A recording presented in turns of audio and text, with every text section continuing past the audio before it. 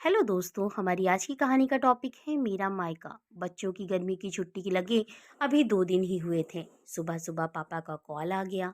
बोले बेटा कब आओगे। मैंने अनमने मन से बोल दिया पापा कुछ पक्का नहीं है।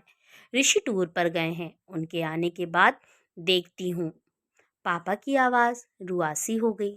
बोले बेटा तुम्हारी माँ नहीं है तो क्या हुआ, तुम्हारा मायका तो है और मैं तो हूँ। ऋषि से बात करो और जल्दी आ जाओ। मैं जी पापा जी। आगे कुछ बोल ही नहीं पाई। जब तक माँ थी उनसे रोज फोन पर ढेरों बातें करती थी। साल में एक बार गर्मियों की छुट्टी में मैं पूरे 10 दिन के लिए मायके जाती थी और वो सुख किसी जन्नत से कम नहीं होता था। बच्चों से ज़्यादा मुझे गर्मियों की छुट्टी का इंतज़ार रहता था। पर जब से माँ गई है मेरा मायका जाने का मन ही नहीं करता। ऐसा लगता है कि जैसे मेरा मायका ही खत्म हो गया। एक सूनापन, एक खालीपन सा मेरी जिंदगी में भर गया था। पापा एकदम शांत स्वभाव के थे और कम बोलते थे, पर सबकी ज़रूरत का पूरा ध्यान रखते थे। ऐसा नहीं है कि मैं पापा से प्यार नहीं करती थी, पर बचपन से मैं माँ से ज़्यादा करीब थी, या यूं कहूँ कि वो मेरे दिल की सबसे करीब थी। अपने सारे सुख दुख एक सहेली की भांति मैं उनसे साझा करती थी। आज सुबह सुबह पापा का कॉल आया तो उन्हें मना नहीं कर पाई। पापा का दिल रखने के लिए ऋषि से बोलकर अगले ही हफ्ते की टिकट करवा लिए और पहुंच गए मायके। जैसे ही दरवाजे पर पहुंची माँ की याद आ गई। ऐसा लगा कि जैसे वो अभी बाहर निकलकर मुझे गले से लगा लेंगी।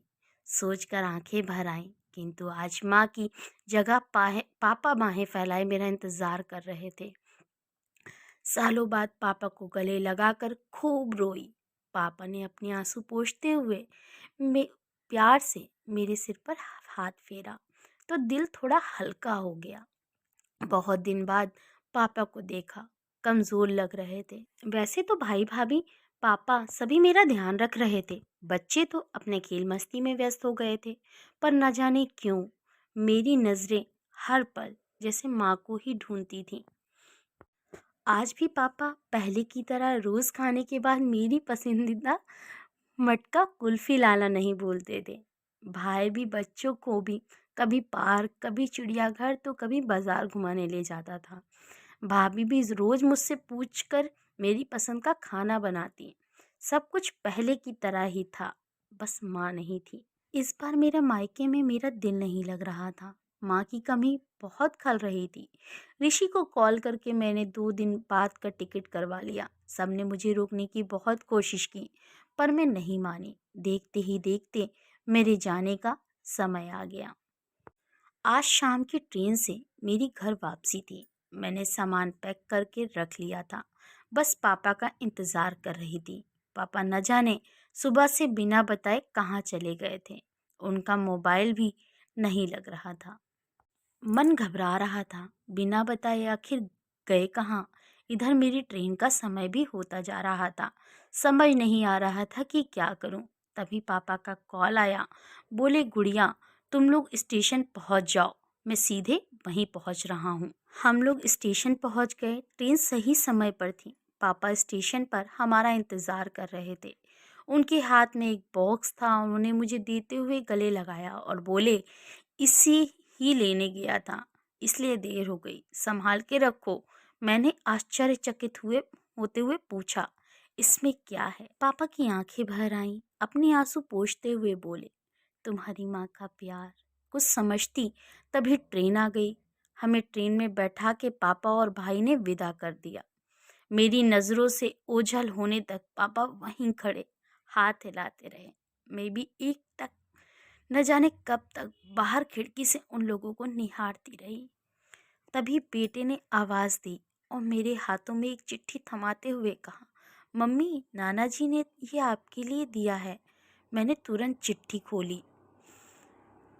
मेरी प्यारी गुड़िया रानी सदा खुश रहो। जब तक तुम्हारी माँ थी तुम्हारी हर छोटी बड़ी बात का ख्याल वही रखती थी।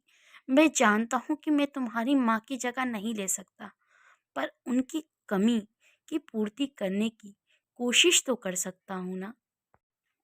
आज तुम्हारी माँ होती तो हमेशा की तरह अपने हाथों से तुम्हारे लिए बड़ी पापड़ अचार बना के साथ में भेजती। माँ के हाथ का तो नहीं, पर उनके स्वाद जैसा सामान एक दुकानदार से बनवाने की कोशिश की है। उम्मीद है तुम्हें पसंद आएगा। और हाँ बेटा, माँ नहीं है तो क्या हुआ, तुम्हारा मायका और हम तो हैं। पहले की तरह तुम्हारा इंतज़ार रहेगा। ढेर सारा प्यार और आशीर्वाद के साथ, तुम्हारा पापा। पत्र पढ़ते पढ़ते मेरी आंखों से अश्रुधारा बहने लगी। सहसा मेरे मुख से निकला, आई लव यू पापा। बात छोटी सी थी, पर उसमें अथाह प्यार समाहित था। ये सिर्फ मैं ही महसूस कर सकती थी। मायके से घर आए 1 महीना बीत गया था। अब पापा से रोज एक बार कॉल करके मम्मी की तरह घंटों बातें करती हूँ। दोस्तों, अगर आपको हमारी कहानी अच्छी लगी हो तो प्लीज़ मेरे वीडियो को लाइक एंड चैनल को सब्सक्राइब करना ना भूलें। Thank you for watching and keep supporting. Bye bye.